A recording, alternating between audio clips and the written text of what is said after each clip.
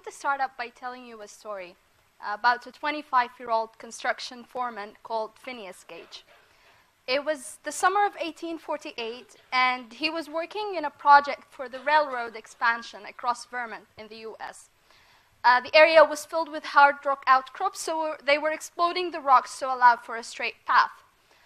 One unfortunate day, he suffered from an explosive accident that resulted in an iron rod entering his head and with high velocity exiting from the other way. By a form of miracle, he survived then, with no apparent deficit in speech, movement, or other senses. 20 years later, however, Dr. Harlow reported the changes that had happened to him. It seemed that after the acute phase, the balance between his intellectual faculties and his animal propensities was destroyed. He was fitful, irreverent, casting the grossest profanities, all which contrasted to his previous custom. He was impatient of restraint or advice when it contradicted with his desires, and he no longer made plans, then he abandoned them. In short, he was thoroughly altered as a person. The reporting of this case contradicted a prevailing view at that time, a view that was summarized in René Descartes' concept of dualism, in the idea that the mind and the body are separate entities, the body being a physical entity, and the mind being a non-physical entity, rather derived from the soul. Having free power and full control over our mind was a natural consequence then. So it went, if I have free will over my mind, then I can and should will it to be good. I can will it to be polite. I can will it not to be depressed and be cheerful. I can will it to stop delusions, to stop hallucinations, and see reality as it is.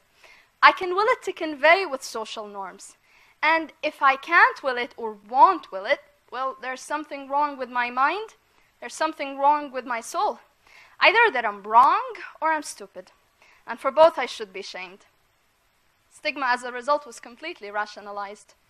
Even before Descartes' time, stigma was attached to mental illness like a glue. People believed psychotic manifestations to be the result of demonic possession, depression, a mere malingering, or socially inappropriate laziness, anxiety, shyness, or crazed fear. Not in a single instant was it a socially prevailing view that mental illness is a disease in as much as cholera is a disease. Later on, Freud introduced the idea of subconscious conflicts being the root cause of psychiatric manifestations, but he too desired not to approach it from a biological point of view. He believed that to treat the psychiatric manifestations, we need to go down to the roots of the psyche of that person by means of psychoanalysis, not by probing down his brain to find the site of illness. Patients who were severely mentally ill at his time, that is, showing extreme violence or showing delusions of extreme type, and in any possible means being a burden to their family, were usually institutionalized. Treatments in the asylum then varied significantly as they didn't know what they're treating. One treatment modality was continuous hydrotherapy, where the patient would be covered in oil and they would be put in a tub of cold water to induce hypothermia. Others were injected with malaria to induce hyperthermia. Shock therapy was also employed, where the patient would have repeated insulin injections to induce hypoglycemic shock attack, or they would have electric convulsive shock therapy. These treatment modalities were in no means scientifically studied, and their goal was not exactly to relieve the patient's cognitive disturbance.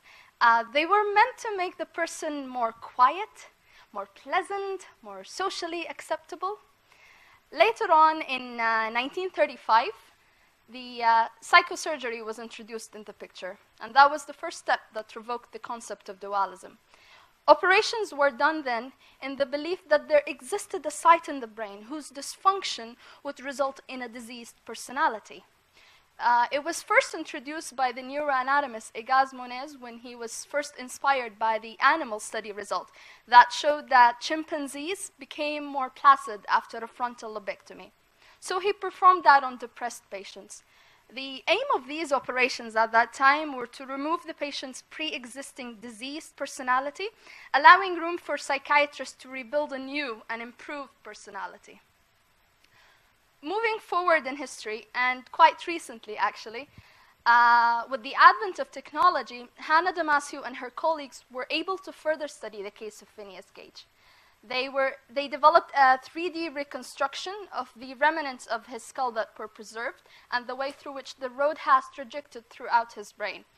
And what they found out that he suffered from was a lesion in both of his hemispheres concerning the prefrontal cortex, an area that is vital for proper emotional reactivity, and as a result, for proper judgment making and proper behavior. Other cases with similar brain lesion and similar manifestations further confirmed these speculations.